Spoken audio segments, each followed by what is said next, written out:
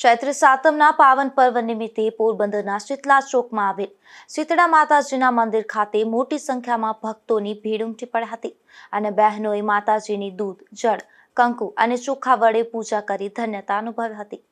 ચૈત્ર વદ સાતમના વ્રતની પોરબંદર જિલ્લામાં ભક્તિભાવપૂર્વક ઉજવણી કરવામાં આવી હતી, જેમાં પૌરાણિક શીતળા માતાજીના મંદિરે પણ વહેલી સવારથી જ ભક્તો ઉમટી પડ્યા હતા અને માતાજીના દર્શન કરી ધન્યતા અનુભવી હતી. બહેનોએ ઠંડા દૂધ, જળ, ચંદન, ચોખા અને કંકુ સહિતના દ્રવ્યોથી શીતળા માતાજીની પૂજા કરી હતી. સંતાનોના આરોગ્ય માટે બહેનોએ સાતમના દિવસે ઠંડુ ભોજન જમ્યું હતું.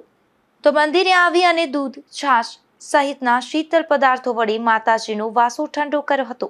અનેક શ્રદ્ધાળુઓએ હાથ પગને જોડી નેણ, મીઠું, કુલર, નાળિયેર, કોરો કાગળ ધર્યા હતા.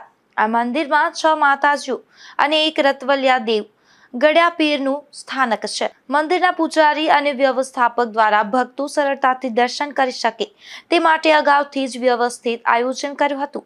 તેઓએ જણાવ્યું હતું કે ચૈત્ર માસના સુદ અને વદની સાતમ તથા શ્રાવણ માસની સુદ અને વદની સાતમના દિવસે ભાવિકો ખાસ આ મંદિરે આવે છે અને માતાજીની પૂજા આરાધના સાથે માતાજીનો વાસો ઠંડો કરવા પાણી અને દૂધ, દહીં ચડાવે છે.